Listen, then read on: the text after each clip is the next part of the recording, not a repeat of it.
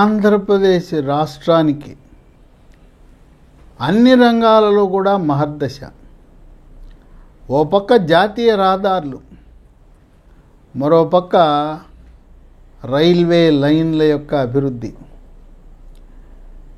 ఈ యొక్క ఆర్థిక సంవత్సరంలో ఆంధ్రప్రదేశ్ రాష్ట్రానికి రైల్వే బడ్జెట్లో 9,500 కోట్ల రూపాయలను కేటాయించారు.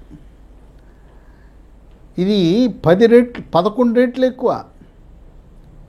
యూపీఏ అప్పుడు రాజశేఖర రెడ్డి ఉన్నప్పుడు యూపీఏ ప్రభుత్వం అక్కడ ప్రభుత్వాన్ని నిలబెట్టింది ఆ ఉమ్మడి ఆంధ్రప్రదేశ్ రాష్ట్ర ఎంపీల వల్ల.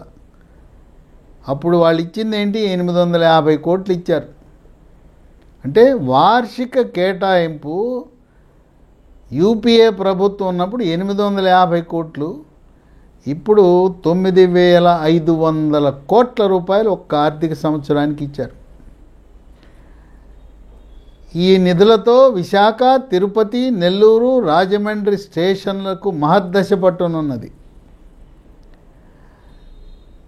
ప్రస్తుతం ఇప్పటికే ఈ 9,500 కోట్లకు కాక ప్రస్తుతం 80,000 కోట్లతో పనులు జరుగుతూ ఉన్నాయి. 43 ప్రాజెక్టులు, 5,500 కిలోమీటర్ల రైల్వే ట్రాక్ పనులు జరుగుతూ ఉన్నాయి. 73 రైల్వే స్టేషన్లకు ఆధునీకరణ 2,000 కోట్లను కేటాయించడం జరిగింది. మొత్తం ఆంధ్రప్రదేశ్ రాష్ట్రంలో 100% రైల్వే లైన్ల విద్యుదీకరణ ఎలక్ట్రిఫికేషన్ పూర్తయింది. యూపీఏ కాంగ్రెస్ ప్రభుత్వం కేంద్రంలో ఉన్నప్పుడు ఆంధ్రప్రదేశ్ రాష్ట్రంలో సంవత్సరానికి 70 కిలోమీటర్ల కొత్త లైన్లు వేశారు. అదే మోదీ ప్రధానమంత్రి అయిన తర్వాత 2014 తర్వాత గత 11 ఏళ్లలో సంవత్సరానికి 140 కిలోమీటర్ల కొత్త రైల్వే లైన్ నిర్మాణం జరిగింది.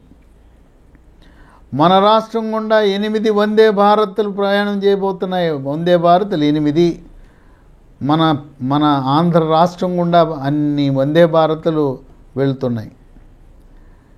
ఇక మనకు మహర్దశ అమరావతికి ఎర్రుబాలెం నుంచి నంబూరు వరకు 56 కిలోమీటర్ల నూతన రైల్వే లైను, 2,500 కోట్ల బడ్జెట్, 4 సంవత్సరాల్లో పూర్తి. 2029 ఎన్నికలకు ముందే ఈ యొక్క నూతన అమరావతి రైల్వే లైన్ని ప్రారంభించి ఎన్నికలకు వెళ్ళే వ్యూహంతో కేంద్ర రాష్ట్ర ప్రభుత్వాలు డబుల్ ఇంజన్ సర్కారు ప్రణాళిక రచించింది. రైల్వే మంత్రి అశ్విన్ వైష్ణవ్ కూడా ఆయన జనవరి 2029 నాటికి ఈ యొక్క అమరావతి రైల్వే లైన్ పూర్తి చేయాలనే లక్ష్యంతో ఆయన ప్రణాళిక రచించడం జరిగింది. ఇక నడికుడి శ్రీకాళహస్తి యూపీఏ ప్రభుత్వంలో కాంగ్రెస్ ఢిల్లీలో అధికారంలో ఉన్నప్పుడు అది నత్త నడకన సాగింది. ఎన్డీఏ ప్రభుత్వం వచ్చిన తర్వాత 70 కిలోమీటర్లు పూర్తయింది. కనిగిరి వరకు నడికుడి శ్రీకాళహస్తి లైన్ని పూర్తి చేసి కనిగిరి వరకు రైళ్లను నడపాలనే ఆలోచనలో రైల్వే శాఖ ఉంది. ఇక గుంటూరు నుంచి సికింద్రాబాద్ వరకు రైల్వే లైన్ని డబ్లింగ్ చేసి వందే భారత్లను ఆ రైళ్లను స్పీడ్గా ప్రయాణికులను చేరవేర్చాలనే సంకల్పంతో ఉంది. ఇక కడప, బెంగళూరు రాజశేఖర రెడ్డి ముఖ్యమంత్రిగా ఉన్నప్పుడు ఆ ప్రభుత్వం యూపీఏ ఉన్నప్పుడు నత్తనడకనున్న కడప బెంగళూరు లైన్ ఇప్పుడు వేగం అందుకుంది. అట్లాగే కోటిపల్లి నర్సాపురం రైల్వే లైన్, దాన్ని కూడా ప్రాధాన్యత క్రమంలో త్వరితగతిన పూర్తి చేయాలనే ఆలోచనలో కేంద్ర ప్రభుత్వం ఉంది. ఈ విధంగా ఏ రాష్ట్రంలోని లేని ప్రాధాన్యత ఆంధ్రప్రదేశ్ రాష్ట్రానికి ఇచ్చి ఆంధ్రప్రదేశ్ రాష్ట్ర యొక్క సర్వతోముఖాభివృద్ధి, ఒక పక్క జాతీయ రహదారులు, మరో పక్క రైల్వే లైన్లు, మరో పక్క విమానాశ్రయాలు, ఓడరేవులు, ఫిషింగ్ హార్బర్లు, పారిశ్రామిక నగరాలు.